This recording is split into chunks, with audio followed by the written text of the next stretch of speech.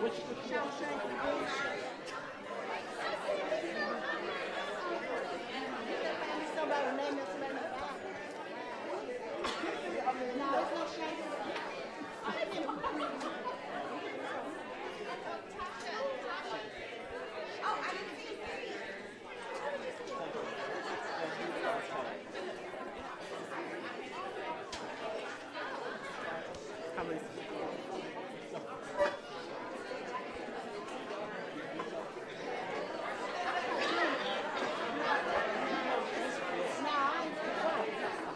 Hey, Jerome. Hey, how's it going? All right, how are you? Yes, yes.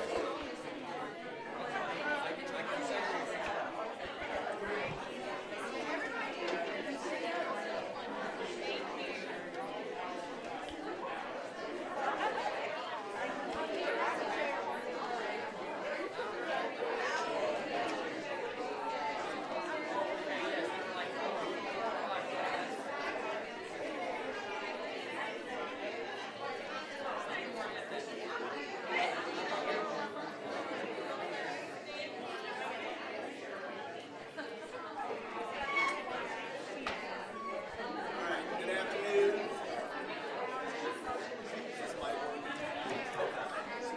Good afternoon, everybody.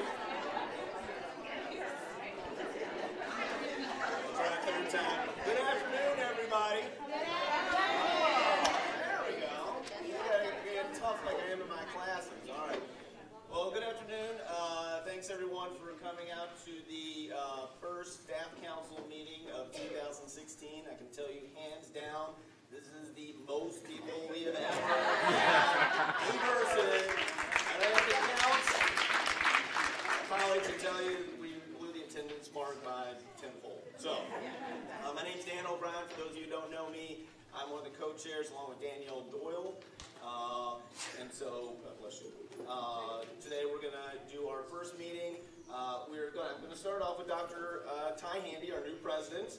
And then afterwards, I will go through some of the reports from the other departments. So, to respect Dr. Handy's time and everyone else's, I'm going to turn it over to Dr. Handy. Great.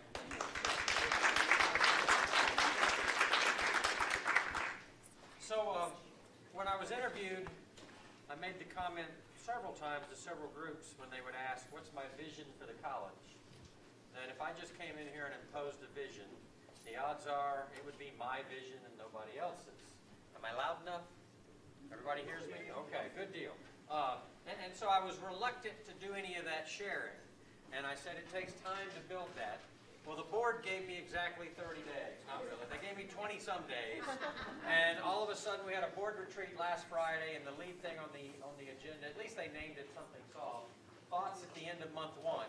But in effect, I was told we want to know your vision for the college.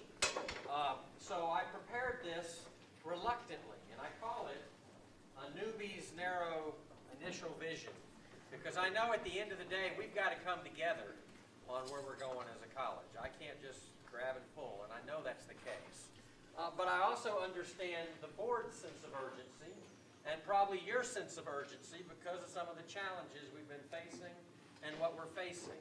So I understand that I don't have the luxury of 6 or 9 months to listen and learn and things of that sort. I got to hit the ground running as much as I can.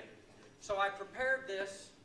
It's somewhat generic. There's probably things in here that will appeal to something in here for everybody to like and to not like. Okay? It's trying to be no holds barred in terms of laying out what I see and where I think we're going. Now, before I get into this, though, it's probably important before I talk about where I think we should be heading to sort of clarify where we are. And I've been here a month, so I don't know it all. But you know we've had some challenges, and it seems like every time we turn around, we get hit with another one. Sort of the perfect storm seems to be brewing. So we've had about 4 years of enrollment declines. At our peak, we were 15,300 students. Today's number that came hot off the press over the email lines was 10,200. I'm rounding a little bit, but if you do that math, we're down by a third, roughly. Okay? Not quite that bad because I'm comparing a fall number to a spring number, but we're in that neighborhood. So that's been a heavy, heavy hammer on the college's operations. Classes don't have as much students. It's harder for them to make. We've got adjunct faculty who haven't been able to get teaching opportunities.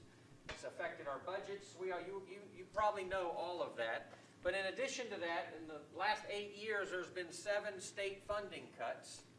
And the governor has decided we're still fat, and he proposed the largest of all state funding cuts to hit this year and next year. And so that's adding to it. One way to think of an enrollment decrease at this college is that we get about $30 million a year from our students. So a 1% drop in enrollment costs us about $300,000. So if we're down 10%, that's $3 million. And so that, you can sort of figure the numbers that way. On the state funding side, he's identified a 4.5% cut to our state funding this year, starting now, for the rest of the year. So really, you can almost double that in your mind on an annual basis. But 4.5% on the state funding side is $600,000.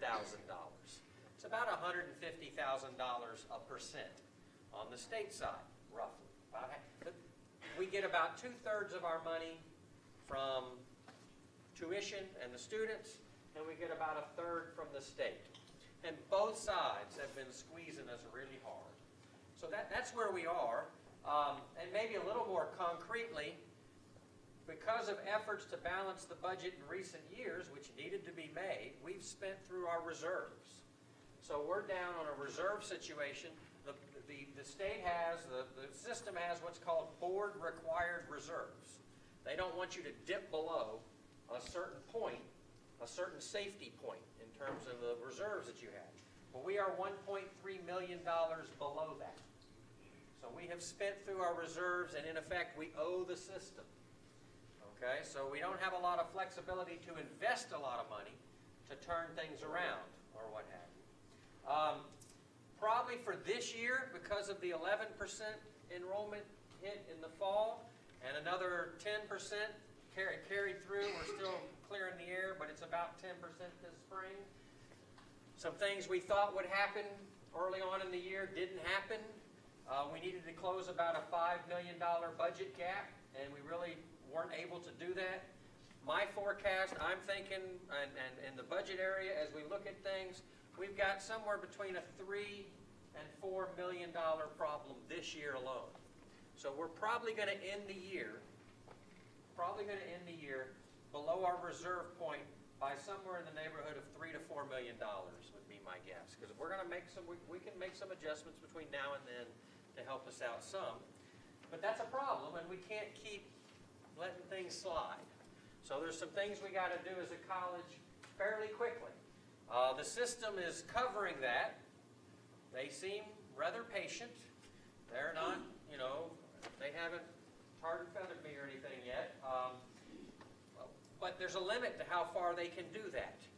And so we've got to turn it around, not tomorrow. It didn't, one of the things I'll say, it didn't get the way it is in 6 months. We're not going to fix it in 6 months. That's an unreasonable expectation.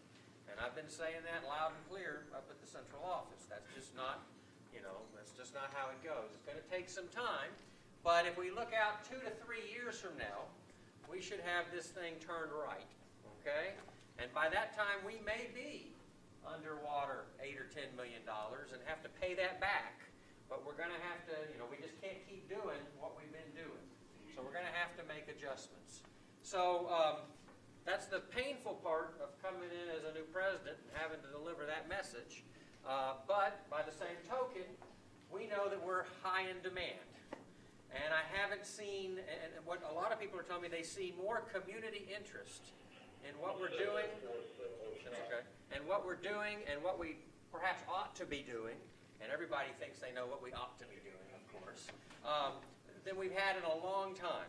So right now we've got a group of employers. If you name the biggest employers in the region, their head honchos are up at the state capitol lobbying for this college, right? In fact, it's making the system very nervous. Okay, so I get daily emails telling me to reel them in. And I'm thinking, why? Okay, I mean, if Humana head wants to go up there and say this college needs something, I'm sort of happy to have Humana's head to go up there and do that, okay? Now, they tend to see things in terms of facilities and major investments. They don't tend to see things in terms of operations. And operations are where we are challenged right now. So there's a bit of an incongruence there. But when in the second day of work I get to meet with the mayor, and a week on the job I get to meet with the governor, and they want to talk about this college and what we're doing and where we're going, to me that's good news. Okay?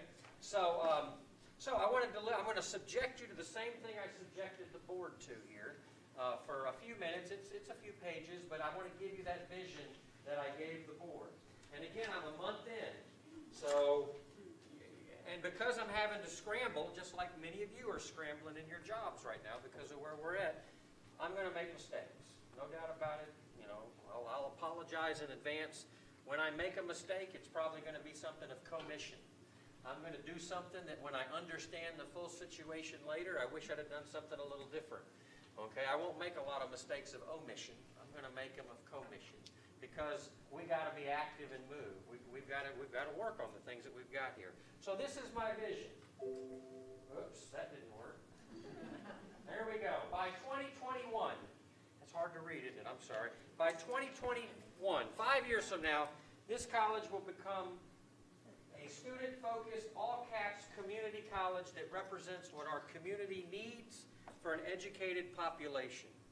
The college is going to be structured for growth and expansion in disciplines and initiatives that meet the current and future needs of our community. One of the challenges we face as we've ratcheted down with enrollment is we've trimmed around the edges. That's natural, but they're not strategic sort of things. So if enrollment were to turn tomorrow and we start going up, we're really not well positioned to capitalize on what that can do for us, because of how we've had to go about saving the money. Does that make sense? So we've got to be more strategic. And what I'm saying here is we're going to have to recenter ourselves towards that goal. Now, I view what we do here at this college as a three-legged stool. You may have heard that metaphor before, but I like it because I think there's three things a college like this has to do. 1, technical education. 2, transfer education. And 3, workforce and life skills education. And I did not list those in priority order. Okay? In fact, I'll be honest, I had them in a different order, and somebody a pay grade above me said, I don't like that order. Okay? So I changed it, because it didn't matter to me. Okay? I view them all as equally important in terms of what we do as a college. So, technical education first. One thing I've heard loud and clear since I've been here is that local employers are screaming for a qualified workforce. And they know that if we aren't the primary provider of that student pipeline to meet these critical careers, this need's going to go unmet. And they know that. So they can only stand up so many software guilds or what other sort of end runs they want to do that we're not able to meet that demand. There's only so much of that they can do. And what the city of Louisville is learning is the software guild is costing $12,000 a student. You know, when I made the comment to the mayor, if we had $12,000 a student to do what you're doing over there, we'd be doing it too for college credit. Right? And of course, basically there was an acknowledgement that that's probably the truth. Okay? So, nobody else is positioned like we are to meet this need, and we've got to respond. We have to offer technical education that, number one, meets employer needs. Did you turn your microphone on? I'm not starting over. All right. Can you turn it on now? Yeah, it's on now. I think it's on. I'm sorry. Thank you. Thank you. We've got to offer technical education that meets employers' needs. And so, you know, we got some programs that I would call legacy programs, and they're struggling, some of them, because the curriculum may not be as aligned with what employers are needing. And we're in an industry that flexibility is the key to our success. So we're going to have to change how we approach that sort of thing. We've got to anticipate future needs of industry. We've got to have our finger on the economic development piece and what's going on in economic development and know who they're trying to recruit and figure out how we can respond appropriately. Because the second question, the number one question companies ask when coming in here is, what kind of tax incentives can you give me? And the number two question is, am I going to be able to find the workforce I need? Right? And the state's done a great job on the tax incentives piece. There. Yes. I think you got it on standby. One more day. So like the people watching online, they can hear you. How's that work? Yeah. Oh, okay. Sorry. Thank you. Okay, and number three, we've got to partner with employers willing to invest in meeting those needs. Now, that's a key point that I made to the board. It's not a partnership if all the other person's doing is screaming that they need something and we're losing money to provide it. That is not a partnership. Okay, and I said it very clearly as I could to the board, okay? Because that means we got to walk away from those partners who aren't willing to invest. Okay? And it's not just an investment in the infrastructure, the building or the equipment, it's an investment in the operations. If we've got to spend $1.50 to educate a student who's paying $1 to come through a program, that 50 cents has to come from the employers. And offering a scholarship to the students or a job is fine and well, but it doesn't cover that 50-cent differential. And so we're going to have to run ourselves as a business in that regard. And that's just something that, you know, I'm going to have to say to the employers. What I'll say is you really don't have a need if you're not willing to invest in it. Okay? If all you're willing to do is whine about it, it's not a problem. And then number four, it's got to reach deeply into the local K-12 system to build a pipeline of interested, qualified students to feed these hungry employers. There's this notion that if we, historically in community colleges, if we build it, they will come. Well, what we're learning is that that's not necessarily true anymore. Okay? Well, you know, just because we put something in place doesn't mean it's going to be successful. So we have to do a deep analysis of the enrollment, the job placement, the financial viability, the employer community relevance of our existing inventory of programs, and quite seriously, we have to eliminate some programs and all of their associated costs that do not meet expectations in these areas. They're drawing us down. We're losing money in those programs. We have to do it quickly, as the resources freed up are likely going to be the primary source of funding for the things we need to do to grow. And without those, we won't have those resources. So we have to partner with area employees, we have to partner with area employers, and they must invest in building the pipeline. People aren't going to come to Jefferson to major in something, advanced manufacturing, because we got a new building or something of that sort, and because we send people into the high schools to say, come look at this program. That will help, but the employers have to be in there showing them what a great career it is, showing them what the starting salary will be, showing them what kind of job security they'll have, and they've got to be doing that. The college cannot afford to subsidize technical education to our demise. These are our most expensive programs. It's natural. Startup costs are high, faculty costs are high, consumables are high. We can't afford to subsidize those things. Employers have to step up and help. And I'm sort of telling you what I told the board and a couple of key people on the board. Businesses who scream for support but will not invest in us must be allowed to keep screaming. Okay? We can't afford to go under because we respond to that scream. There's a great technical college up in Kenosha, Wisconsin, Gateway Technical College. Pretty charismatic president. You probably should have hired him instead of me or what have you, but I had him down at my school in Florida, and when he finished talking about tech ed up there and everything they were doing, our employers, a lot of defense contractors, big companies, Boeing and others, they were saying, man, that's great. How do we do it here? He says, meet your college halfway. And somebody says, what do you mean by that? If you're not putting up half the money for that program, we wouldn't touch it in Kenosha, Wisconsin. That's what he said. And all of a sudden, they weren't quite so interested in some of the things that they thought they were interested in before. But they've got to do that. So the result of this investment, we owe these partners something. We can't expect a partner to invest in us like that if we're not designing the curriculum to meet their needs, right? And their needs are ever changing. So we can't sit on the same stuff that we've had in the past and expect partners to keep investing. So we owe them flexible responsiveness, right? And it's sort of which comes first, the chicken or the egg? Well, they're not going to invest in us until we prove that we're willing to make the changes we need to make to meet their employers' needs. So on the tech ed side, we've got to be employer-driven. Okay, my vision here is that 50% of our programmatic enrollment should be technical-oriented students, with the initial goal of career placement when they graduate. Half our student body should be on the tech ed side.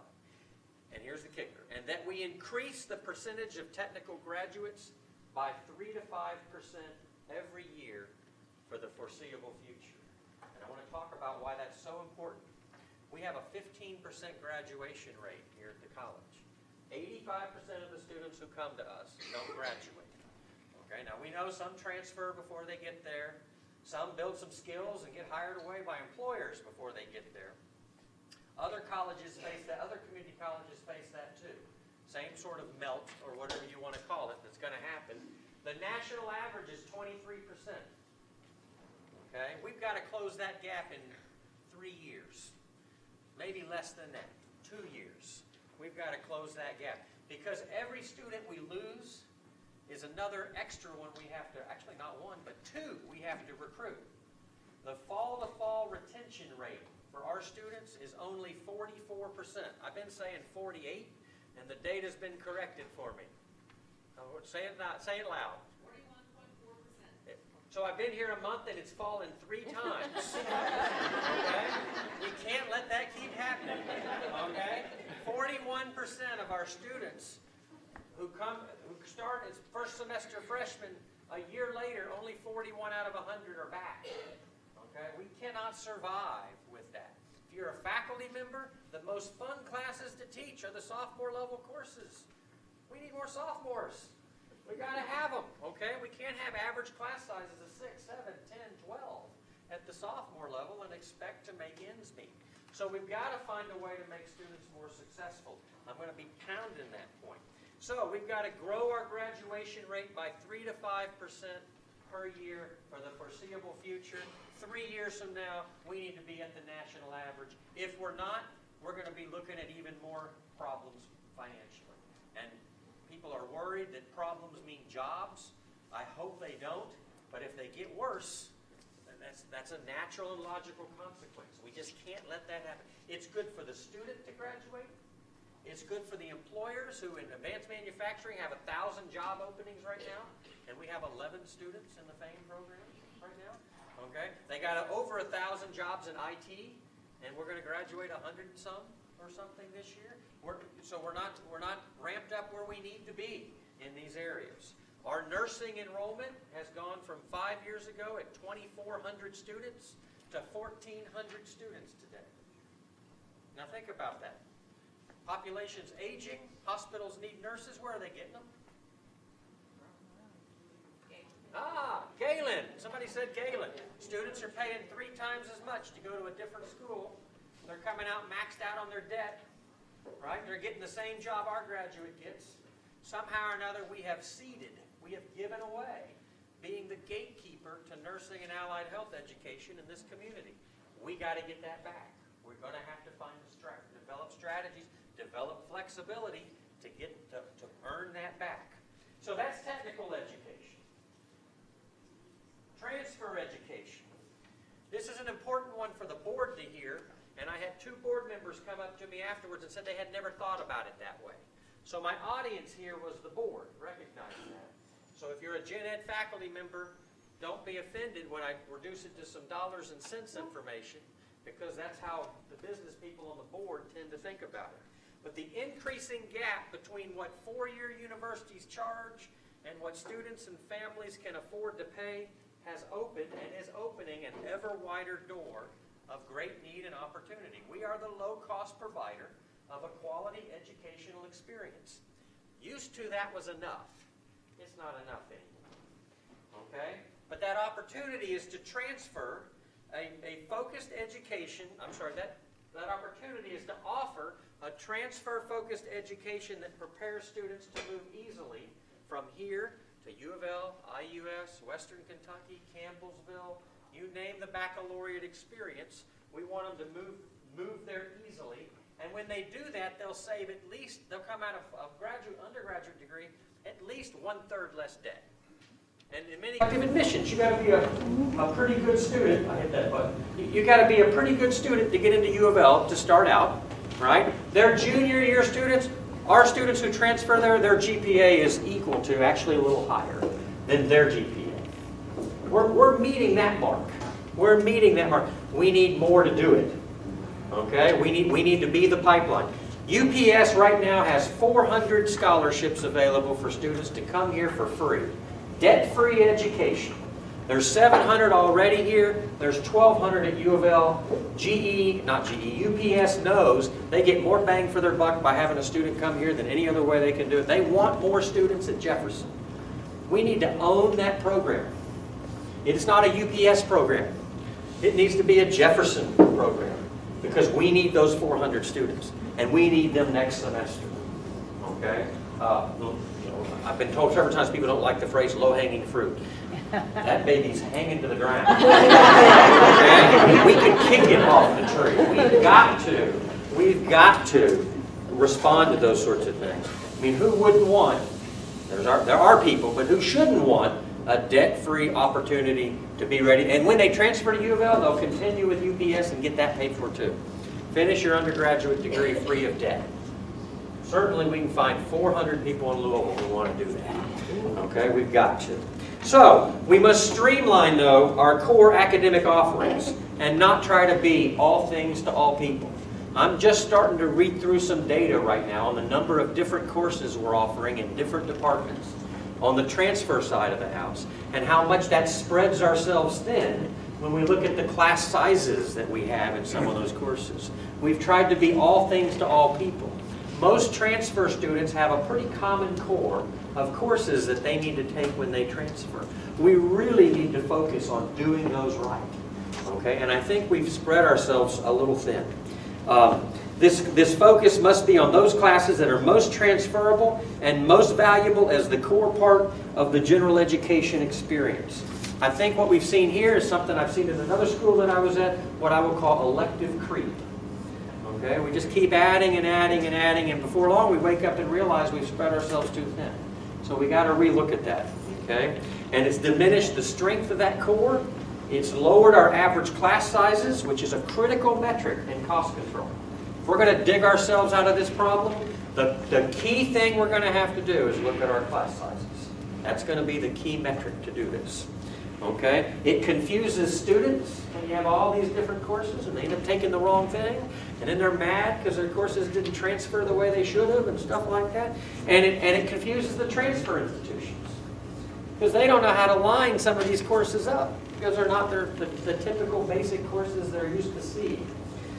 So these two areas, well, first of all, my vision on this. My vision is that 50% of our college should be transfer-oriented. Okay? Right now, we're about 45% technical, 55% transfer. I'm within 1% of that. Shauna back here is nodding an affirmation or going, I don't know what the heck I'm saying, okay?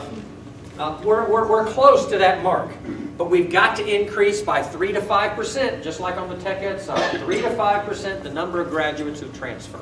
We've got to do it next year. We can't do it in 3 years. We've got to do it next year in order to solve our budget problems. These two areas make up the lion's share of our programmatic enrollment. So my vision is that our current retention rate, fall to fall, of about 41%, okay, grows by close to 5% a year until it exceeds the national average. National average is 58%. I don't want to be president and work at a college that is not performing up to the national average. I want to be in that top tier. Okay? We're going to need to fix this and fix it quickly. And it grows by that until it exceeds the national average, and then vicariously, if we can get that right, if we can get retention right, then we'll hit the graduation rate marks. I don't have to worry about that so much, going from 15 to 23%. My personal feeling is on this is we lose too many students. You would say in the first semester, and I would say we lose them in the first 3 weeks. Students come in, they've come out of high school, they've either been bright enough that they've coasted and didn't have to work that hard and things were sort of handed to them, or they just don't quite understand and not sure they should be at college, so they're not working hard, and they take a wait-and-see attitude when they first get here. And we don't allow any of that. Okay? Within 3 weeks, they're so far behind, when they hit that first major assignment, it's over. Boom, they're gone. Okay? And that's what's happening. And really, our goal, in my opinion, ought to be 2 years out when they graduate. Most of them 3 years out when they graduate. We love having students for 3 years, by the way. Okay? Well, 2-year school with students for 3 years is a good thing. Okay? 3 years out when they graduate, we want them. That's when we have to have that stamp on them that says you're ready to go on to U of L or IUS or you're ready to go to work. Right? Let's give them a chance to grow and evolve. Let's give them a chance to mature, and give them a chance to understand. If you've taken college courses, and many of you have, you'll probably agree with me when I say 50% of the battle is learning how to read the professor, learning how to understand the course, learning how to play the game of going to college. It's as much an endurance test as it is an intellect test. We're not giving anybody a chance it's a sprint to the 3-week finish line. They're done. We got to stop that. Okay?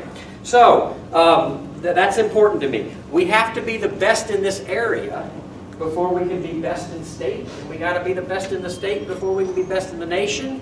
And I know the KCTCS mission is to be, or vision is to be world class.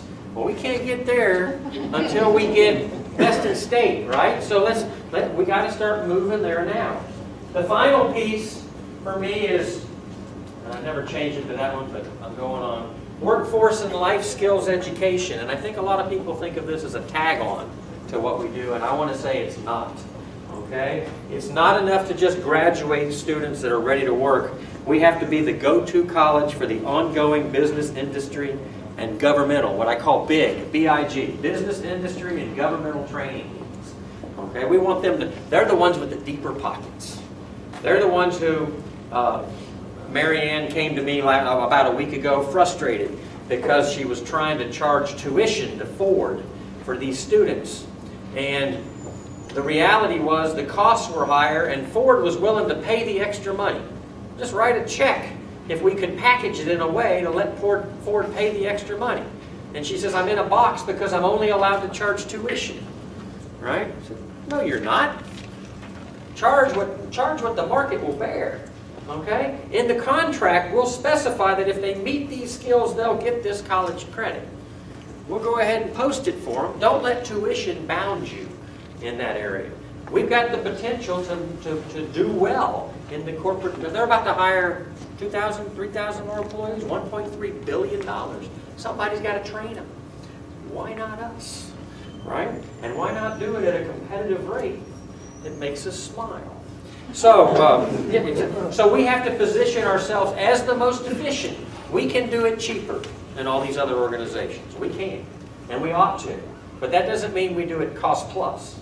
We do it for a competitive price that the others can't quite touch, that gives us money to be able to do new things with. We will do this by flexible design of coursework to meet specific employer needs. We got to be focused on that specific employer. We've got to integrate what we're doing in that training so that we can articulate it to programs, so we can help some of these students who are doing well in these classes, who've never gone to college, understand they've already got a foot in the door by taking that course, and it's going to be easy enough to make the transition. And we've got to do it in a way that's timely, quick, that provides students with college credit timeliness and a pricing model that is competitive.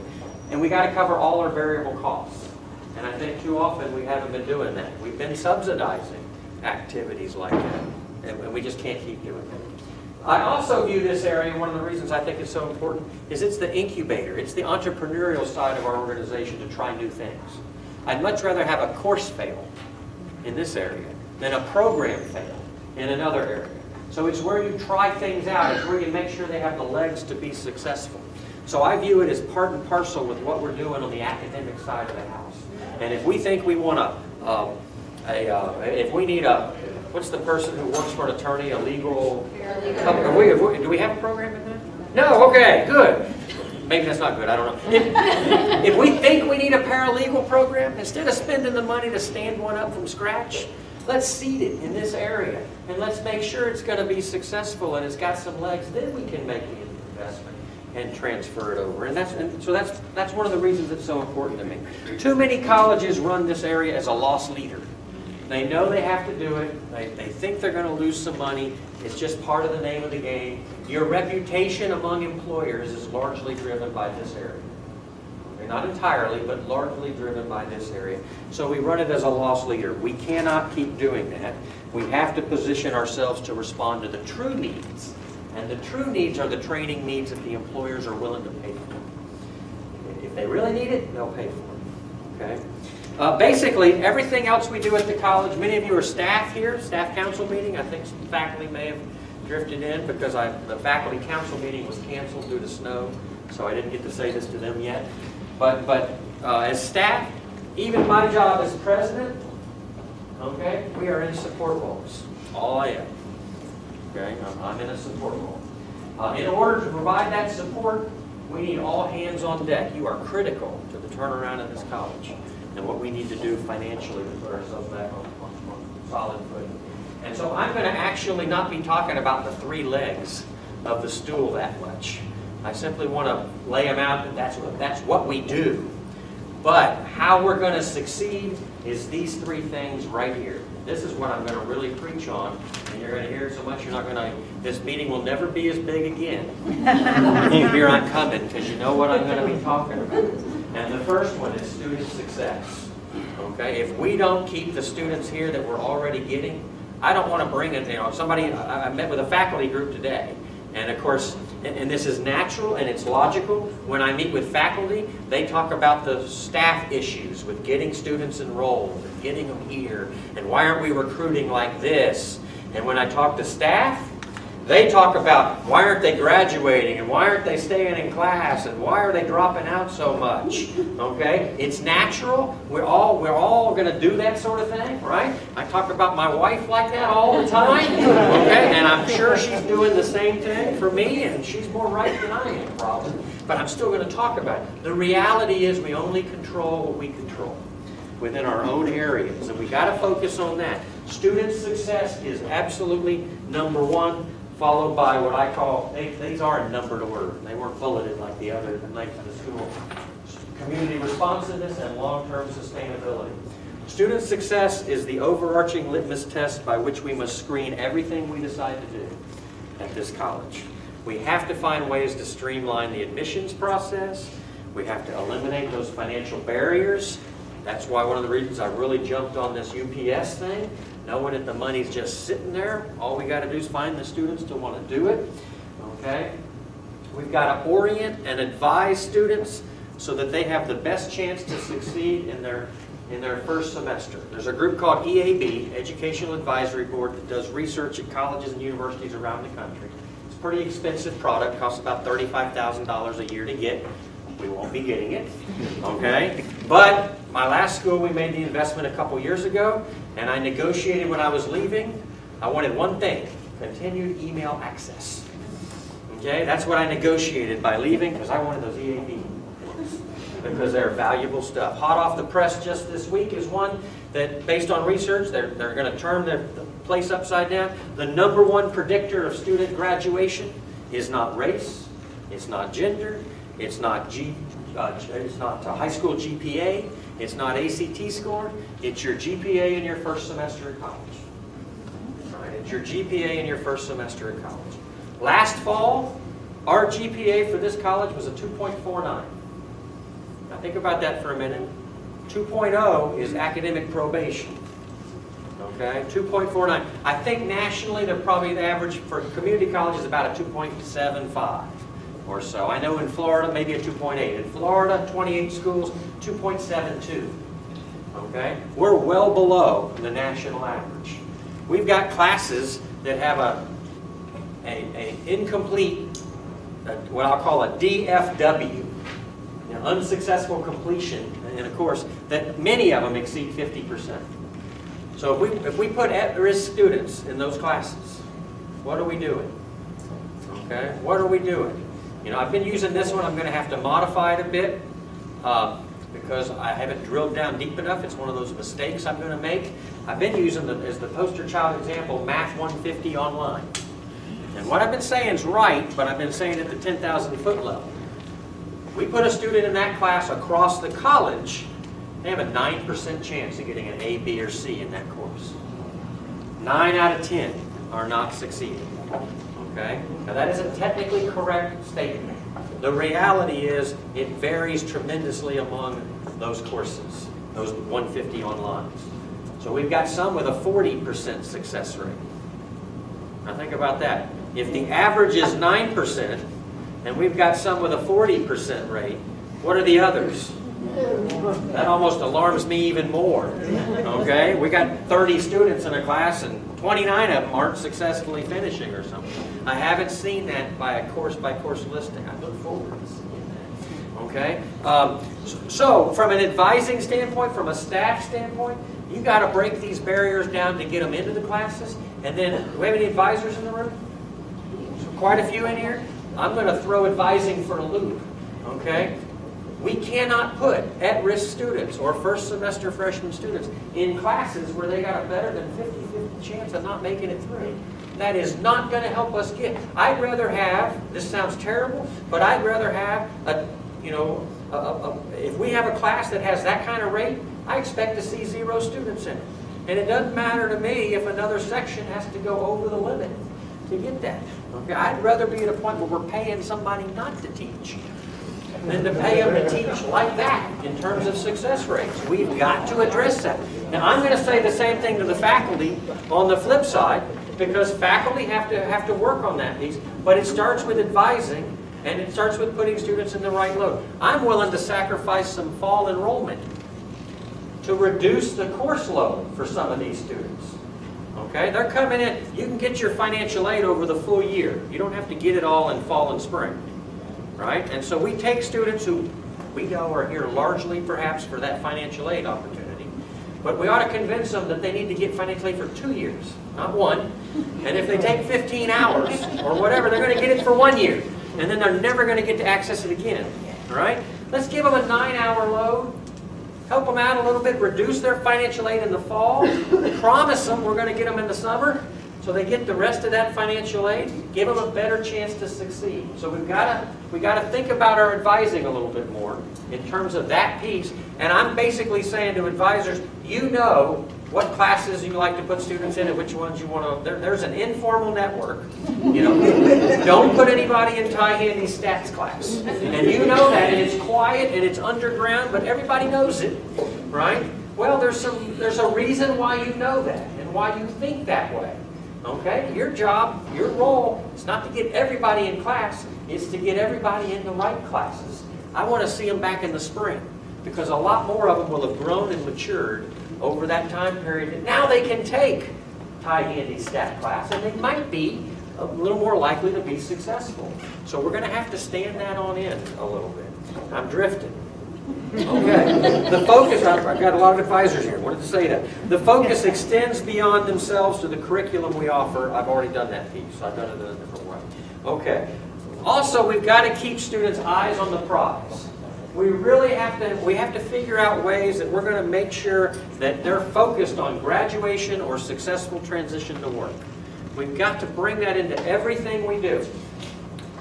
I won't take credit for this, but he's absolutely right. The new Commissioner of Education has a granddaughter who's trying to decide what career to go into. So he thought, I'm going to take her out to Jefferson's website, and I'm going to show her on the programs. And he says, and I go to the academic programs. And he says, first of all, he says, you look like Yale out there when you start looking at the academic programs. And he says, when you click on them, he says, I wanted to show her what fields were available in those areas, and what they paid, and how many jobs were available in this job market. Right? So I wanted to see that a person with an RN has an average starting salary of $43,000 a year, and there were 480 openings last year in this region. He said, first of all, it's not at the bottom of your website. It's not there. It can't be found, in his opinion. Right? So that's what they should see first. When you buy a refrigerator, do you buy the refrigerator based on going to the back of the manual and seeing what parts are included in the ice maker? That's what we do. We list the courses that you got to take. Right? You got to have 2 maths. Oh, wait, math? I don't want that major. Let me go to another one. Right? How many people, some of us, picked our major based on the courses that were required, right? That's the old model. We need them to be thinking about the new model, okay? Which is, here's what you do. So from day one, when they first go to our website, we want them focused on the prize. The prize is this job. It's this transfer opportunity. It's this graduate school opportunity. We got to have, and then everything we do, when they go into class and they sit down in that developmental math class, we got to be connecting it to the jobs or to the life they're going to lead when they graduate. And so it's a change in how we approach things. So we have to do that. So student success is going to be my mantra. I'm going to talk about it a lot. I do not have all the answers. You're the experts. I'm going to be pushing stuff, but you all are going to have to decide some of the things we change.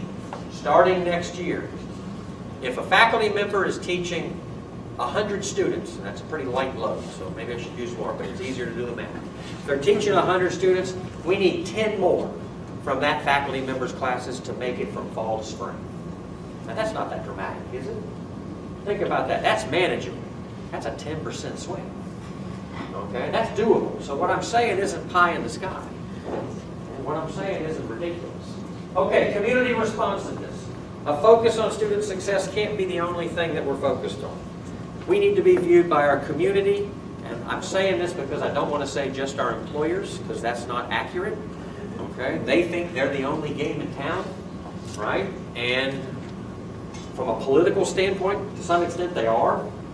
But the reality is we got students, we got families, we got community groups that advocate for students, right? We got employers, we got our governmental leaders who can decide whether or not they're going to help us out. Okay, we need them to to feel that we're a responsive institution. All those things are very important. Community responsiveness inevitably links itself to student success because it's that responsiveness that has to drive our ever-changing curriculum and the things we do differently. Our course and our program development and our approach to creating the student pipeline. We're going to have to be responsive to the community. Telly here today? Telly's not here? No good? Okay. Telly told me that he's had a couple principals reach out to him from the Jefferson County Public School System who are principals at academic schools. I get what that means is they're designated as a school where a lot of the students are going on to college, right? And the principals have said, don't let the central office know that I'm talking to you. Okay? Now, here's the good thing is, the principals are smart enough to know that just because they're an academic institution, not all those kids are going to get admitted to U of L or wherever academic place they want to go to. okay? That we're probably, even at those institutions, we're the likely place for a third of their college-going students. And they want to build the relationship stronger with us, right? My opinion, when we have admissions and recruiters, I want to put, I know we like to hit every school probably. Our idea of admissions and recruiting is probably to spread it out. I want to hit that school, instead of being there for a day, I want to be at that school for a week, because that principal's bending the ears of those counselors. Okay, that's a prime place to go start getting new students. We want to be responsive to that principal, okay, because they're trying to change the culture. And when they're successful, it's going to be what may happen at Western High School with this Rotary Promise Scholarship. If you're not familiar with that, the Rotary Club has come in, basically said if you meet these markers as a student at Western, you're going to get a free ride to Jefferson. Okay? And they're actually feeling like it's a challenge because students are starting to transfer in wanting that free ride. That's what we want to see happening. Okay? So, focus our attentions in those things. That's responsiveness. We will not, and we will not ever, have the resources to be responsive on our own dime. Okay? The Rotary Challenge is what's opened that door. They've promised $1 million endowment, okay, to help us be able to promise students that they're not going to have to borrow money if they come to us after graduating from Western. And now Iroquois is the second one in that pipeline, Iroquois High School. And so we will never have the money to do it on our own dime. Higher education in Kentucky just isn't structured to give us this luxury. The key is going to be partnerships again with people investing in it.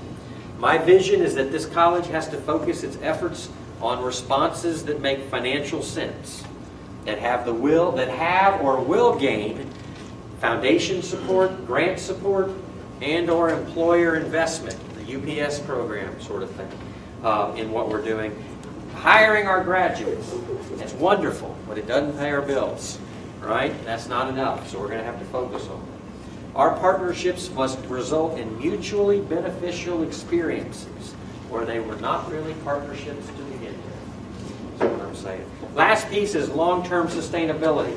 If we keep chasing rabbits down holes that aren't financially productive for the school, our long-term sustainability is at risk. That doesn't help anybody. Doesn't help us, doesn't help the students, doesn't help the employers. We just cannot do that. And so, quite frankly, that's some of the reality I see today. I wrote a paper a while back, 7, 8 years ago, that was in the New England Journal of Education. And the editor of the paper changed the title. I gave it this real academic name. I don't remember what it was. He titled it Differentiate or Die. That was the title. And I was embarrassed at first. And then after I thought about it, I thought, really, that is what I'm saying. There are so many private colleges up in New England, and they're all competing for the exact same students. Right? And they're all competing, you could name 100 of them up there. They're all about 800 to 1,000 students big because they're all competing over, and they've commoditized their educational product. You can't tell the difference from one school to another, okay, between them up there.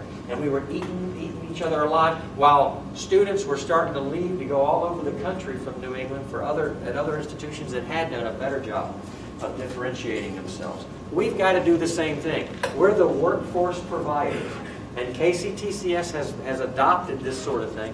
We've got to be proud of that, and we've got to be willing to align ourselves. Being the low-cost provider is not enough anymore. It used to work. It doesn't work anymore, okay? Our students want convenience. Not sure we're a very convenient place. I think we've lost a lot of our health students, probably because of the way we've packaged what we're doing in that nursing program, perhaps. They want convenience. They want care. Okay? They want to feel like we care about them. They want an understanding of where their efforts are going to lead. They want to know when they take that first course that they're shooting for this job that pays X, and that there's enough openings in the community they're likely to get it if they graduate in that field. And they want to be a part of a college where they can have pride. And we got some challenges in our facilities and things like that, looking like a college. Downtown don't seem to have that challenge, in my opinion, when I look at the other satellite campuses, or whatever we want to call them, other campuses. Downtown, I think we have some challenges there, but they deserve to be at a college where they have pride. So, in conclusion, I think, I've already done that. Okay? We have to engage in a pretty dramatic culture shift. My vision for the college is a pretty dramatic culture shift for us. Anything less, and I think we run the risk of insolvency. And Dr. Box asked me to take that word out of the presentation, and I didn't do it for the board. Because I think at 10,000 students, we're okay. At 8,000 or 6,000 students, we don't want to see what that looks like. Okay? Not coming from a 15,000 student peak, because that's ugly. We can't go there. Okay?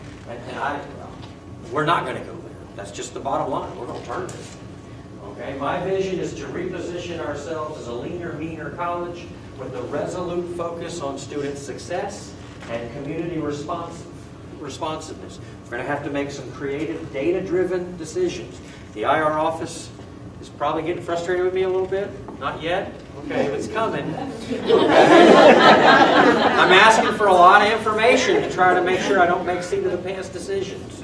Okay, so I can really see what seems to be dragging on us and what seems to be driving for us. So we have to make those decisions that increase our student persistence. We've got to have them stay in school, persist, they've got to. That meet those critical community needs, that differentiate us from all the other institutions, not just on the basis of cost. Okay? That eliminates the underproductive initiatives that are, quite frankly, drawing the resources away from us on things. We have to do them, and whose results provide the needed resources to invest in continually increasing our value. The first 4 words of the mission statement for this college, what are they? I want you to know the first 4 words and the last 8 words or so. You don't have to know the rest. First 4 words, first 4 words. We open the door. What? We open the door. We are an open door. Okay? Right now, if I was writing our mission statement, I would write, we are a revolving door. That's what I would write. Come in and you go out. Okay? Happens to 85% of our student body. Okay? We want to be the gateway to higher education in this community. We should be. In most cities like this, the community college is. So we got to recapture that. The back end, because I... Achieve their dreams. What's that? Help students achieve their dreams. You know, I like how you said that. The actual mission statement says, provide opportunities for students to achieve their dreams and aspirations. I may have a word in there wrong or something. Dreams into reality, I think. Okay, provides the opportunity for students to turn dreams into reality. Provides opportunity doesn't excite me very much. Okay? We need to do it. Okay? We are an open door institution that improves students' lives and that turns their dreams into realities. Okay? The rest of the stuff is fluff that just sort of makes sure we're not a movie theater or something like that. Okay? Those are the key pieces on either end. Focus on that. We want the students, we've got to be the gateway to higher education on the one end, and if they're not staying in school, they'll never hit their dreams and aspirations. That's what I got to focus on. So, that's basically what I said, not quite exactly how I said it, but with the same sort of tension points to the board, to our board, because they need to understand that truth too. We're not just a workforce-focused college.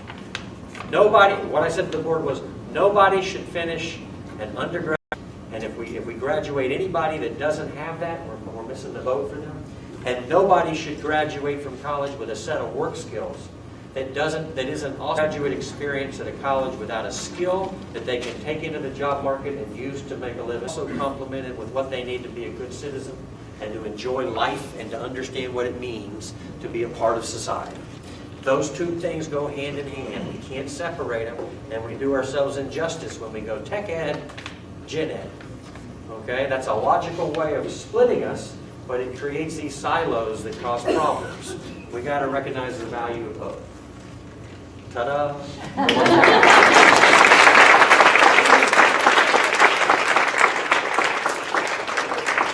So I've gone for an hour. I'm sorry with that long. I can't help it. I just wanted to ensure you never have a record attendance again. But there's probably a couple questions. Questions, things you want to ask me? Been here a month, so I know it all. Anybody?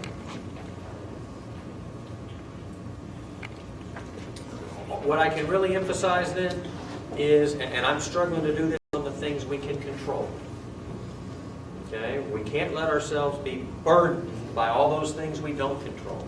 And I listen to the legislators, and I listen every day and every night, well, you can do this and you can't do that. And I go home frustrated, and I sit up half the night until I tell myself, what the hell am I doing? I don't control that. Why am I spending so much precious energy on it? You got to focus on what you can control. That's what's in your area. Influence it positively. Okay? And as you control that, when you're good at that, that area will expand. It's influence. We all know people that are in this room who seem to have a lot more influence at this college than I have, or than we have, or what have you. Why is that? And we tend to say, oh, because they play favorites or something. There may be some truth to some of that, I don't know. But the reality is, when you control your own area to the best that you can, you have more influence elsewhere. Work on that piece, okay? Because that's what's going to save us as a college.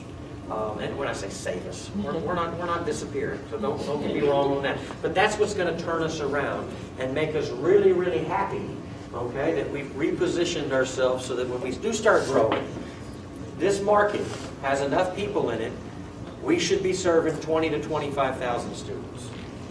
Okay, now you got Ivy Tech across the river serving 4,400. Don't you believe any crap about them being better than we are. I was there for 5 years. Laura was there for 3 or 4 years. Are they better than us? Absolutely not. Absolutely not. When I left, they were 4,200 students. Today, they're 4,400 students. Everywhere I go, people are telling me how much Ivy Tech has grown. Okay? Well, you know, you're talking to somebody who left in 05. Okay? And 11 years later, they're the same. Okay? I say that 2003, our spring enrollment was about the same as our spring enrollment today. Okay? Now the grid that I saw, Shauna, had blanks for 05, 06, 07, so I didn't have those numbers. So I don't know if we dipped and came back or what have you, but we're back in that same sort of area too. It's common everywhere. Everybody's challenged in community colleges these days. We're not unique at all. It just feels like we're unique. Focus on what you can control. That's what's critical. Okay, I'm sorry. Keep me going again. Questions? Come on. I've got something. Yes, sir. Almost part of it. In an email this week, we were quoted to say something about trolley bar. And nobody I knew what you meant. So I don't think I said, I don't remember ever writing the phrase trolley barn, but I'll do my best to explain it. So we're involved in a program at the historic trolley barn here in let me do it, then you tell me how long I am. Okay, I'm learning all this stuff. Okay, and that program is intended to help train people who are going to work on the preservation of older buildings and things like that. So it's a good opportunity for training to help some students move to a point where they can work on my home in Old Louisville or wherever that's available for them to work on. It's a struggling program. It's probably one of those rabbits we've chased down a hole. Some people would say that, some wouldn't, so I don't want to say that definitively. But I think Tony Newberry, previous president here, is teaching a class with 5 in it. Okay? Oh, I'm sorry, 3 in it? Okay, I was wrong by 40%. Okay? With 3 in it, that's probably not a productive use of our resources or his. Right? Okay? Now, I want to say, Tony's, I assume he's being paid the adjunct rate for this, or he's doing it for free. I don't know that. He's not a full-time employee here. I don't want the rumors to get out wrong or anything like that. But I just happened to, I knew Tony, so I talked to him, and he told me he was teaching this class. Right? So it's probably one of the rabbits we've chased a little bit. Sometimes we chase them because we need to. I'm not saying it was a mistake. I don't know. But Kentuckiana Works wanted that program in place. They pushed it. We responded. Okay? Good idea. You know, we did one called RAMP. Anybody familiar with RAMP? Yeah. Okay, some people are familiar with that. My understanding is we trained 15 people. In 2020, probably not the greatest investment of our energy if there's 3 students in the class. Right? So that's what the trolley, it's not going to cut it. That's not going to cut it from a programmatic standpoint. It's not going to get us there. Now, if you talk to the powers that be in the city, oh, we trained 60. or whatever number it took for them to justify saying it was a success. Okay? That's not what happened. We trained about, I'm told, about 15 people. And it was designed to help people understand better the moving industry and how you load and unload and that sort of thing. And I'm not quite sold that that is a college credit experience. Or what have you. So, okay. So you know, and so should we be doing that sort of thing? If it makes financial sense, it helps put people to work, okay? Then I have, maybe it is, but it's probably not something that's, what's that? We didn't do credit. See, so I'm learning a little bit. Somebody told me we didn't do it. I'm not saying we, but it's got to make financial sense for us to do that. We're going to have to say no for the right reasons to some of these things, and that's partly where I'm going to come in. Okay? And I'll have to say no for the right reasons to some of these things. So that's the trolley bar. Other questions? I know I've taken more time than you want. It is a Friday afternoon. Oh, yes, ma'am. I just wondered about revising curriculum and looking at programs, which ones are going to update. Will like each department have a committee that reviews, or will that come from the board? So I think I need to get a personal handle on that better before I decide the process.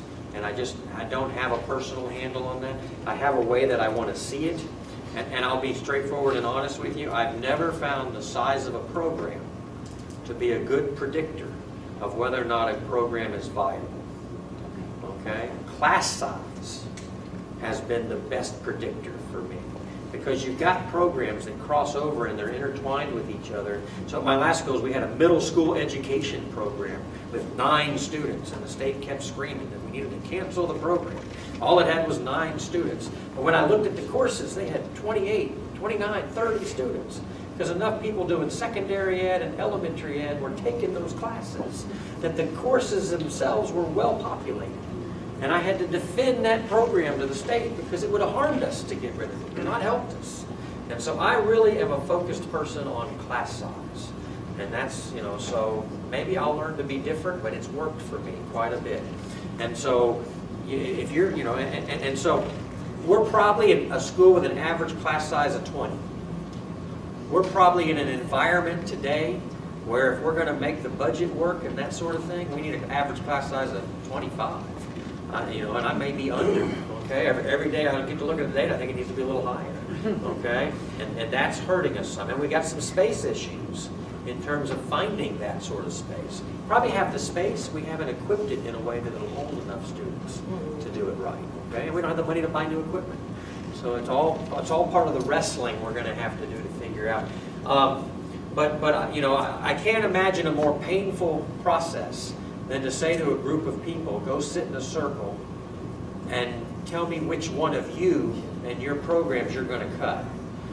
That doesn't sound to me like a process I'm excited about being a part of. Okay, so I want to get a handle on where we are first, and you know, and probably I think it'll be almost self-evident. I haven't seen the numbers, but I suspect it'll be self-evident where we are, and we just have to do that. Yes. Well, Go ahead. I'm Pete Roberts, I teach upstairs. Okay. I would really like the college to take a careful look at the online classes overall. Every time I talk to students, if they've taken an online class, they did not like it. Many of them quit those and went back to regular classrooms. I don't disagree with you, and I think there's this societal view that online is the fix for everything. And we've been forced to embrace that some, you know, because the state feels that way, they force the system to feel that way, who forces the colleges to feel that way. I think our data shows that online classes are students are least likely to be successful in online classes. The last report showed that they were pretty much as successful as in-person classes. So we may be turning the corner. We may be turning the corner some on that to where they're not quite as bad. But I have a bias. I'll share my bias is the hybrid course format. And I think I've been told the data here shows that hybrid's very successful here. Okay, at my last school it was head and shoulders above all the other models. So you meet on Monday, face to face, but on Wednesday that meeting is basically uses the technology. You can use your facilities better. with a model like that, and students are engaged with the technology more, and they still have that personal touch. I'm in your camp that the personal touch is the best way that we're most likely to keep a student, is through the personal touch. Can we walk away from online? I don't think we can. It's part of that deal where somebody else is going to come in and eat our lunch if we do, right? We'll be giving up our role as the gatekeeper to higher education if we walk away from that. But we need those students to be as successful. The Math 150 online experience is not what I would hold up as the model. Freshmen and sophomores, they're not ready for online education like you and I are for graduate school or something like that. We have more self-motivation individually to learn something. They're not there yet. But if they're going to go to be a junior, senior somewhere, in today's environment, they're probably going to take online courses. Part of their growth and development, we need to give them some of that experience. So it's a part of what we should do. We're not going to transition to where that is what we do. That's all we do. And I would agree with you. Okay. Other questions? Yes? I mentioned I met with the mayor, and I know this isn't the end be all, end all, and I know how budgets work, but the mayor had his State of the City address, and he mentioned that the city has a $16 million surplus. Have we had a chance to hit him up for some help, since we are, to say, hey, we're sitting here in your city needing some help here? It doesn't hurt to have his siblings on our board. Okay? So I know his ear has been bent already, and it's one of the reasons I'm sort of boldly saying in the right circles that I'm very concerned about a student's first impression on our downtown campus. Okay? I think it is, and the way I phrased it to my boss and to a legislator that was there at the time is, I suspect that Detroit's community college looks better than ours downtown. That's how blunt I was about it. And if you think about our downtown campus, it's hard to tell it's a campus. It doesn't feel that way, right? First time student walks in, there's a decent, I'm talking about not the people, but the physical, there's a decent physical experience of walking through the door at JEC because that area's been picked up a little bit. And then they hit the stairwell with the lime green and the graffiti painted, and they get upstairs and it's, it's got a bordello feel.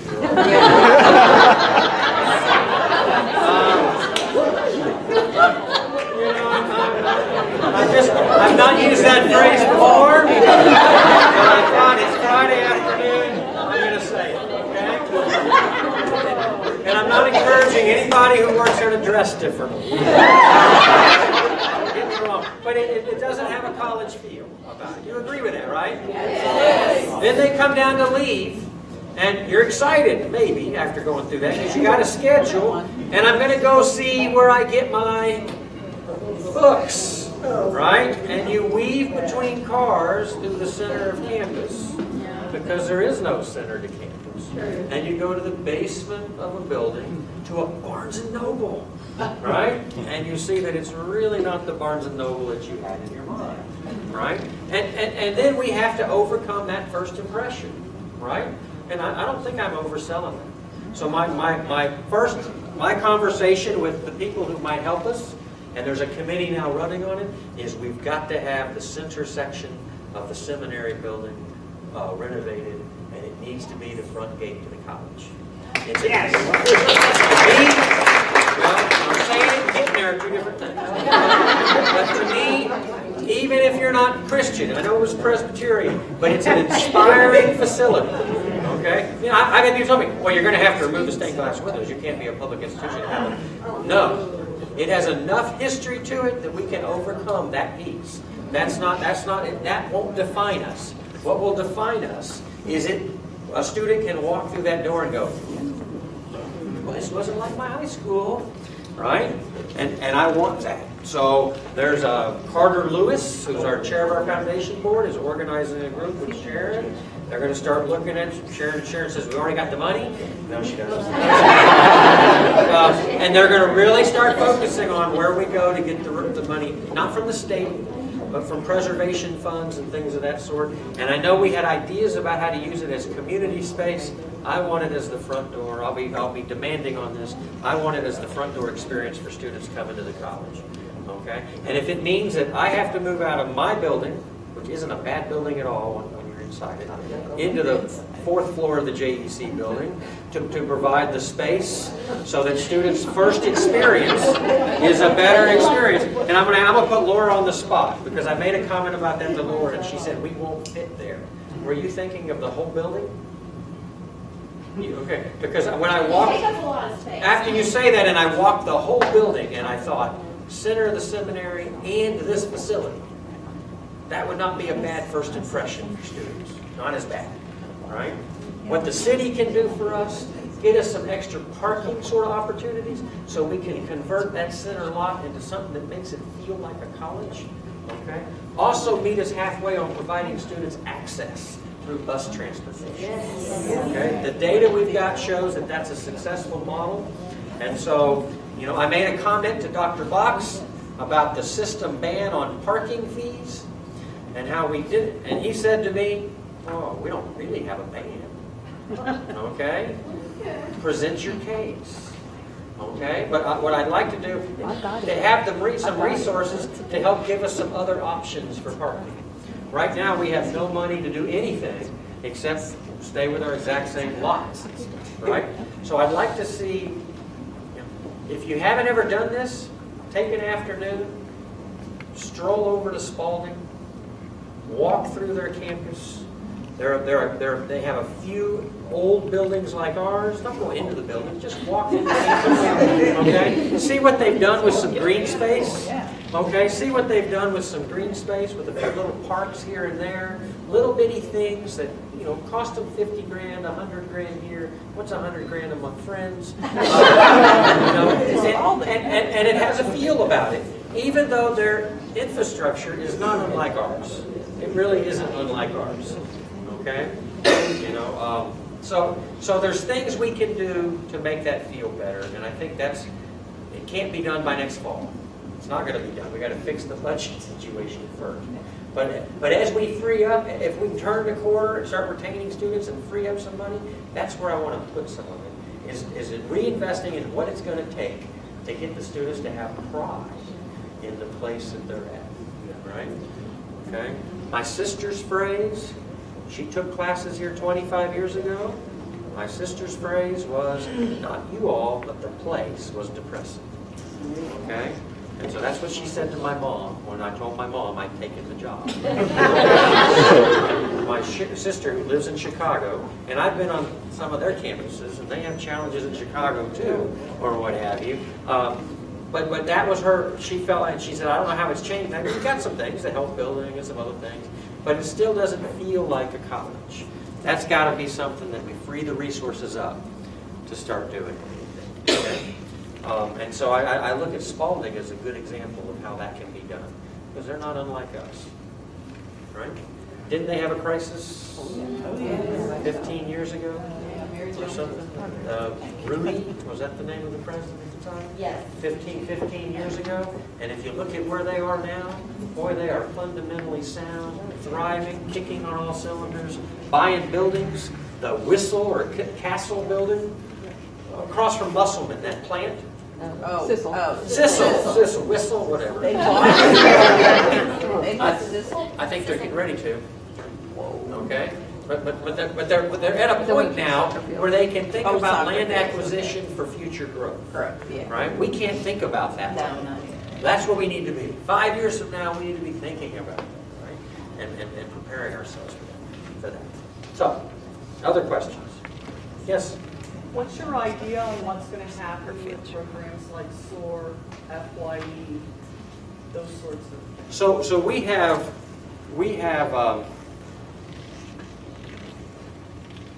with me saying as honestly as I can that student success is the number one thing that we can do. Okay, it's the number one thing. And I've been a president for 16 years, and I have not said that for my entire 16 years. I've been saying it for about 3.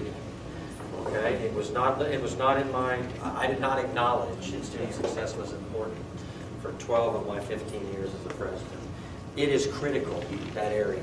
So what we're doing with Achieving the Dream, Okay, and the growth out of that, which are the first year experience, the SOAR, some of the other things that we're doing, that's got to be the platform for improving student success. We got to scale it to the whole college. Okay, it's got to impact all our students. But to me, that's the most important stuff we do. So we got to make good decisions on that. Okay, we don't have a lot of extra money to pump into it, but we got to use it as the tool that it was intended to be. It's got to help our.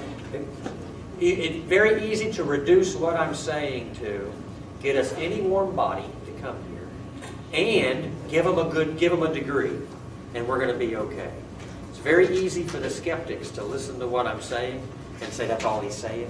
And the reality is it's interventions like SOAR, like the first year experience, like what the faculty can do to help a few more students get through and succeed. That's what's going to make the big difference in the long run. Because I'm still holding true to this notion that when they graduate, I want them to go to U of L, and I don't want that faculty member at U of L to go, huh, I bet that person went to Jefferson. Right? And right now they can't do that because our students do better than their students do. Okay? We don't want to give that away. We don't want to give an inch of that ground up. Okay? But it's going to be the programs like that are going to make the difference. And we started, as I understand the data, I've not seen it directly, but we started with a pretty good trajectory. It's plateaued a little bit. You know, we got to figure out what we're going to do to get it going again. Okay? Why? Because it's so easy when you first step into these things to focus on what student services does. Okay? As the end-all be-all to fixing retention. Because it is so painful for an organization to think about addressing the faculty's role. Okay? Well, the second trajectory that we have to hit on this is the faculty's role in that. I cannot, 3 years ago, I would have turned my head and hoped I didn't have to address it. That time's gone. We've got to address that now. The faculty are going to be the key. We've got to do everything we can do in a support function, but they're going to be the key to changing this and getting us that extra retention and graduation. But I'm achieving the dream is the platform by which we focus on student success. It really is. Other questions? Hour and a half, my goodness. It's Friday. Forget the reports. Okay. Well, thank you all so much for having me. It's going to be exciting times. You know, it's going to be exciting times.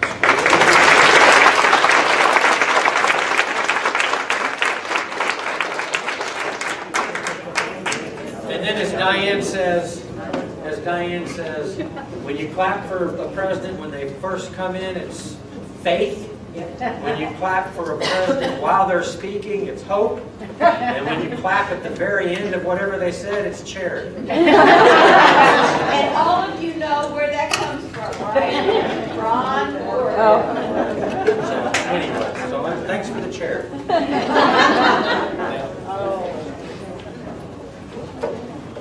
All right.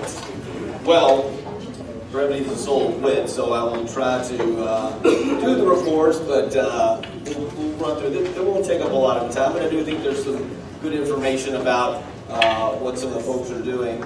Laura, do you want to say a couple words? We had Achieving the Dream and Student Affairs. And yeah, I just had a couple of things. I thought while we had a big audience and everybody actually was here today, but I can't do it. Come on up here. Ladies and gentlemen, Dr. Laura Nash. Oh, shoot, I'm sorry. That's okay.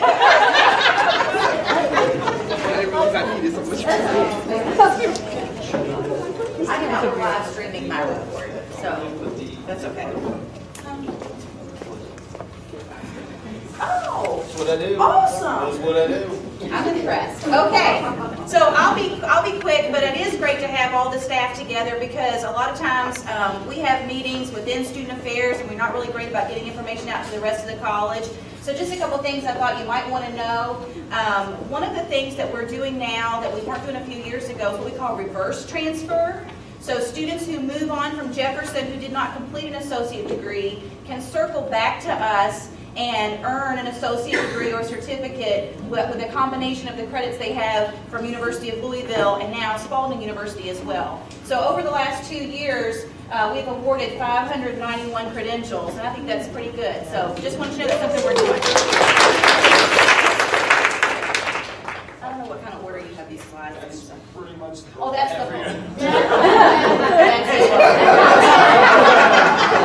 Okay. Oh, okay. Well, I'm just.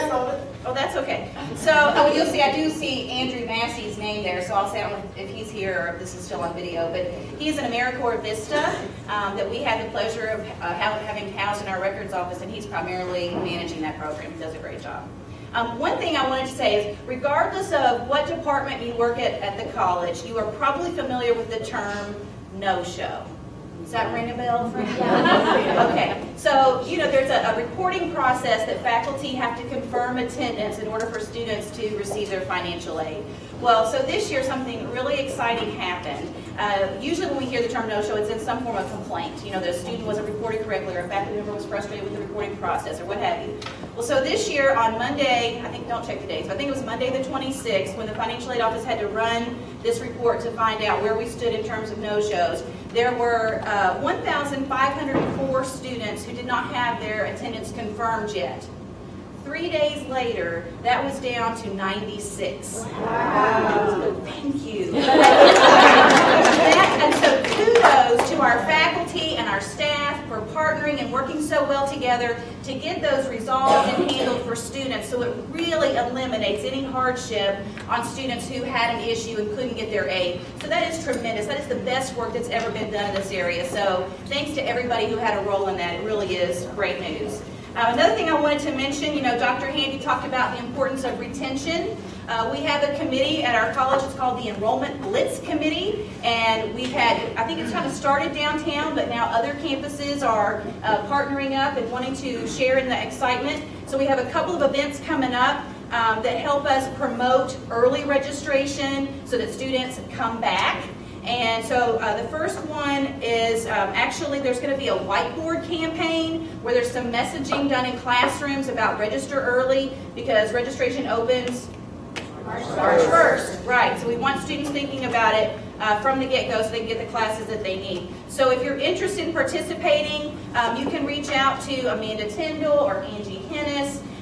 Or me, and just let us know, say, hey, I'm interested, or I want my campus to do this, and we'll help share common messages, but it does help to get information in front of students. So that's going to be happening February 29th to promote March 1 registration, and there'll be a couple of others, and the students want and need, when they want them and need them, how they want them and need them. So that's a student-first built schedule. Our product has to be all about the students.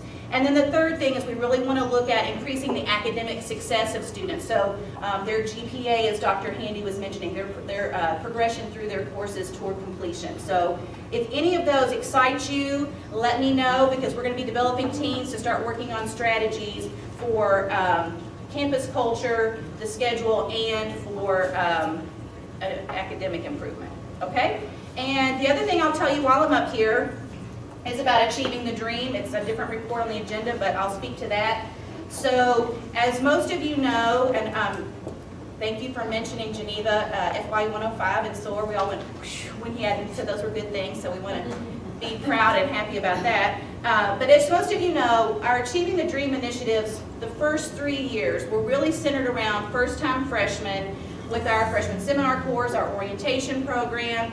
We looked at our developmental math offerings and trying to do our boot camps, professional development about under-resourced students, and our front door experience. So signage and wayfinding and calendars and all of that. That was a lot.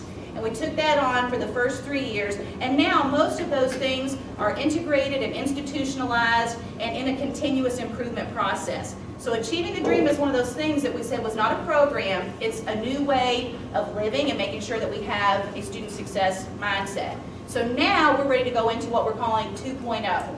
And our focus is on African American student success, academic advising, and still math, because math is still a major priority for us with our student success. So yesterday we had a core team meeting, and what I'm here to report to you today is we have kind of narrowed down our plans for interventions with African American student success. And so if you remember in 2011, our original data showed us that of all of our student populations, our African American males had the lowest success rates across the board. And so we know that this is an area that's of high importance for us. So there are going to be 3 teams developed now going forward, and there'll be an all-call that comes out to the college so you can get involved. There is going to be a team that focuses on academic instruction. And so the recommendation that came forward from our faculty research group is on something that is called intrusive intersectional instruction. I got it right. And so that focuses largely on a lot of professional development about teaching methods and cultural competence in the classroom. And so we're kind of excited about that. So there will be an implementation team that gets together to talk about how they're going to roll this forward to include all faculty at the college in being knowledgeable about how to incorporate some of these strategies in their classes. The second one is more about outside of class support, and specifically with a minority male initiative, and we're using the Student African American Brotherhood as our platform for that. And so along with the development of, it's called SOB, with our SOB chapter, we will be hopefully creating some sort of a space for students and a leadership academy to go along with that.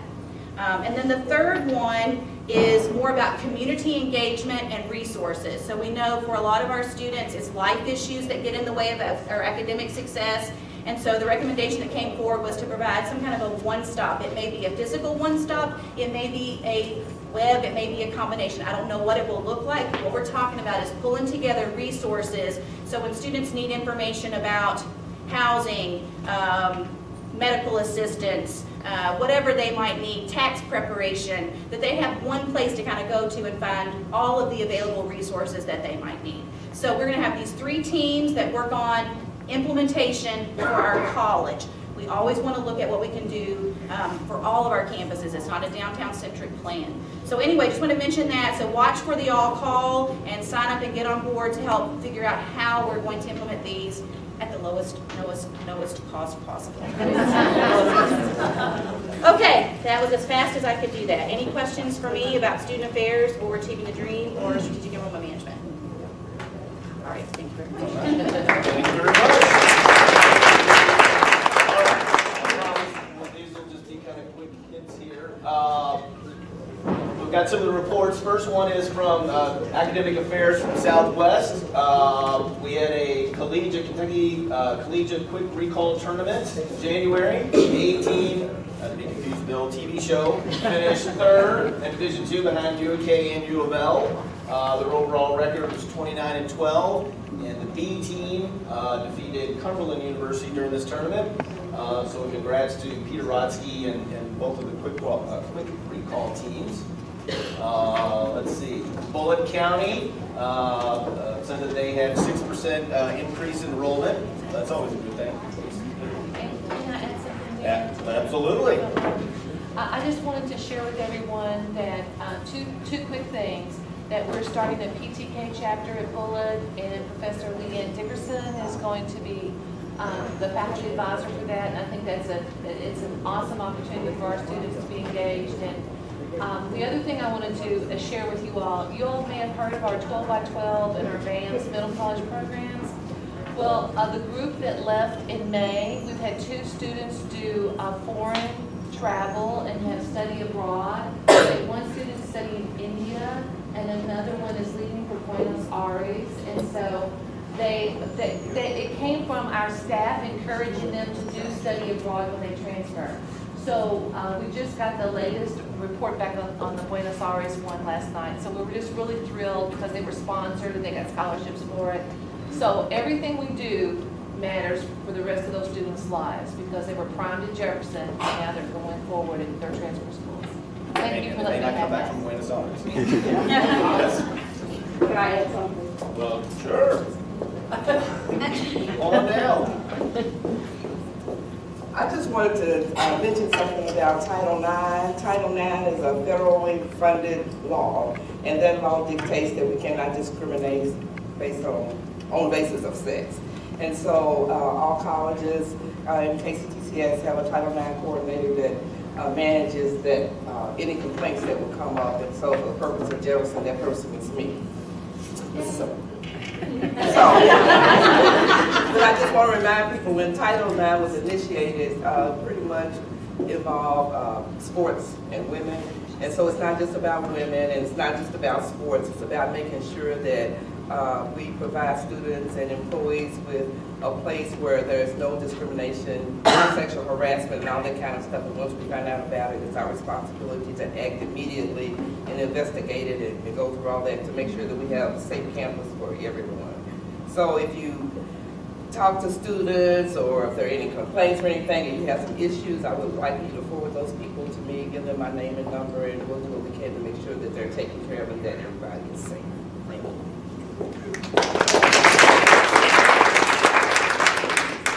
On the technical campus, right down here, JCTC is partnered with Kentucky Fame, as Dr. Handy had mentioned. That's the Federation for Advanced Manufacturing and Education. 11 students are in this first class that are working at manufacturing companies while going to school here at Jefferson to obtain an industrial maintenance degree. They earn $12 an hour and work 40 hours a week, which includes class time. So, and they were recently focused their piece on Fox 41. That's good coverage. Let's see, diversity reports. All 16 KCTCS schools will take part in the Super Sunday event coming up on the 28th. This one also targets African American individuals and their families about getting information about going to college.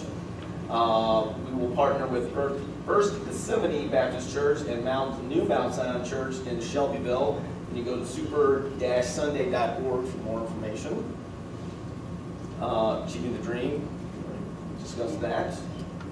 Crisis management. All JCTC employees are asked to complete the following training sessions. Active shooter, introduction to the Incident Command System for higher education, a National Incident Management System, NIMS, an introduction. A lot of words there. But you can send your certifications or additional questions to Stephen Smith, and when you do a hyperlink on blue, that's what you get. It is Stephen.Smith@kctcs.org. Campus safety. New cameras are going to be coming up in the health science hall parking lot, which is good. That's usually where I park teach at night, so that's always a good thing. Automatic door locks are being installed also in the health science hall, the library, and the seminary building. Bullet is adding a part-time safety position in the afternoon. And the third shift at Southwest is being reduced to a 4-hour shift. So, holiday party. Special thanks to everyone that either came to the party, helped, participated.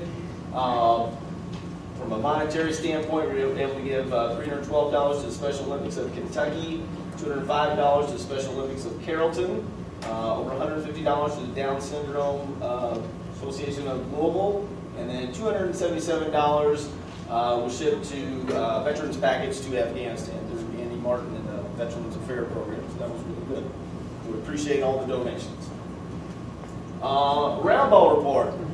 As a U of L fan, I'm terribly depressed because they're not going to postseason. At least you can hold on to our hoops team. Last night they beat ECTC for the second time this year. Second series. They're now 19-4. Actually, it's 19-5. They do have a home game tomorrow at 3 p.m. and that's at Canaan Church on Heights Lane. You can contact any of the individuals there, Raymond Tribe, Renee Wagner, or Joyce. I'm going to say something on that. Yes. Because back in November, the team came down and I got hired on Friday night. On Monday, our athletic director was laughing at me saying, "We just signed your school to come play." They came down to play us, and then they played a couple other schools in the region. And they in the interim, they did a Fellowship of Christian Athletes event for several local high schools. And the high schools were reaching out to me, not knowing I was the new president here, to say how great it was to have a team come in from outside the area and go to Choctaw High School and to Walton Beach High School and do some activities with the high school students.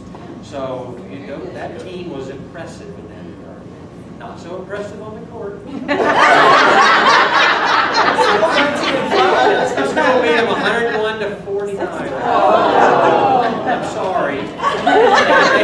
motivation. They had motivation. But, man, to have that happen, we have never had a team come in as a visiting team before and engage in that kind of behavior. So, that's it. All right, social media, for those of you who don't know, we are all over social media. Yours truly does the downtown campus tweets, so if you're a fan of Twitter, Facebook, or Instagram, this is where you can find us. Upcoming events, the Spring Break PD Day will be on St. Patrick's Day. As an Irishman, I pulled a few strings to make sure that it will be Thursday, March 17th. More details will come, and then Staff Service Awards will be Friday, April the 8th. And then this is just a list of all our staff council members. If you're not sure who everyone is or is your representative on campus, these are all of us. So, I kind of reversed that from earlier. So, that's all I have today. I appreciate Dr. Handy speaking to all of us, as well as all our other guests that came up here as well. Can I answer any questions? Or try to answer questions. On Monday, I will send copies of the full campus report. So, Laura, all your stuff's going to be included. All right, cool. Well, thank you for coming. It was a great turnout, and pardon me. Oh, and obviously, Diane Calfrench is here today. So, I appreciate everyone being here today. Thank you.